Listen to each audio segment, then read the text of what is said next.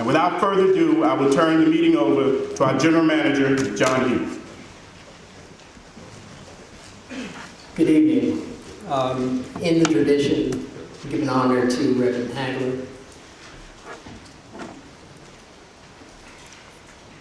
First and foremost, please understand that I apologize for any abruptness in the communication of our recent changes.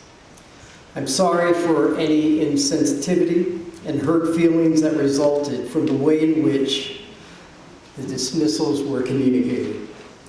My beliefs concerning how these matters should have been communicated are consistent with my very positive feelings about the extraordinary contribution of our programmers, our volunteers, our local station board, our community advisory board, and most especially our listener supporters.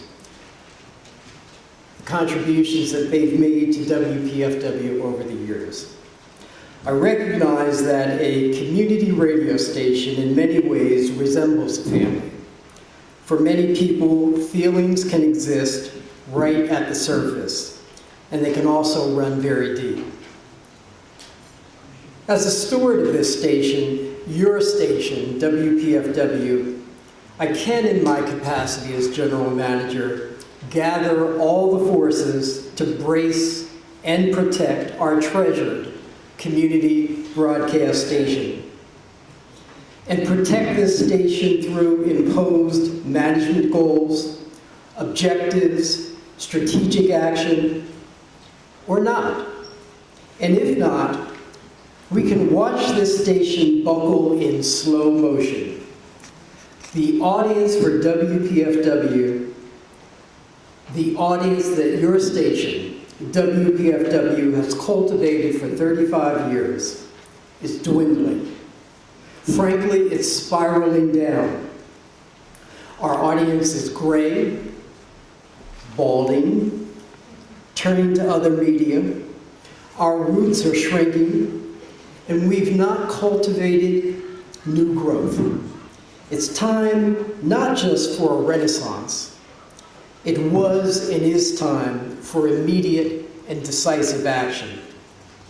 As I detailed in the May 2012 local station board report, audience and fundraising expansion was at the top of WPFW's strategic objective list. For over a year, I've been working through a series of recommendations and analysis that proposes the creation and acquisition of new programs and services. Our aim was and is to increase listenership and therefore increase revenue. In order to ensure the survival of the Pacifica Network and WPFW in particular, I was directed through the Pacifica National Office to reduce operating expenses and make immediate reductions in staff. The upshot of the follow-up to this directive was to reduce as much as possible expenses, and I have not reduced staff. Clearly, we at the station have been and continue to be in survival mode. In spite of the best efforts of our small, dedicated, hard-working staff, our watching the bottom line and maximizing every opportunity to provide our communities with programs and services that resonate, we're not living up to our promise. I submit the following questions for your consideration. Are we routinely enriching minds, nourishing spirits, expanding perspectives, strengthening our communities?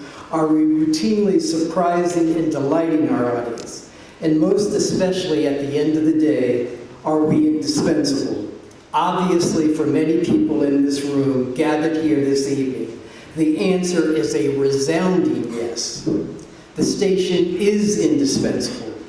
But for your consideration, consider this. Our station, WPFW, has remained risk-averse to its detriment. And now we literally have to retrace our path, reestablish who we are in the community, we're required to remake ourselves on several fronts. Remake our service and reintroduce ourselves to communities who haven't been acquainted with us. And why? Because we're facing a huge deficit, reflected in the most important benchmarks in community radio: audience and correspondingly listener support. Ladies and gentlemen, brothers and sisters, I can provide documented data evidence of our decline. Our station, for example, has never sustained a weekly audience cum of 200,000 plus, ever. We've reached a high in the low 200s, but never sustained that growth. Correspondingly, our listener support that comes to us in the form of membership over a number of years is less sufficient to sustain, no less provide growth and development opportunities for WPFW. And yes, we all can question the Pacifica business model that places an emphasis on listener-supported ethos, absent of corporate underwriting, even excluding underwriting from principled community-based organizations who might be in line with the Pacifica mission.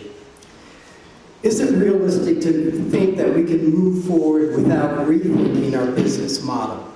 I'll leave that question on the table for now.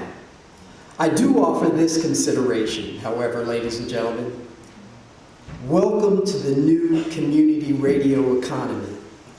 In community radio, as in almost every other business, the recession, and in our communities, the depression is forcing public radio managers to make very tough choices. In the most severe, the licensee gets out of radio entirely. And for those of us who are long-term Washington, D.C. residents, that scenario is all too familiar. Remember WUDC. Consider this fact: WPFW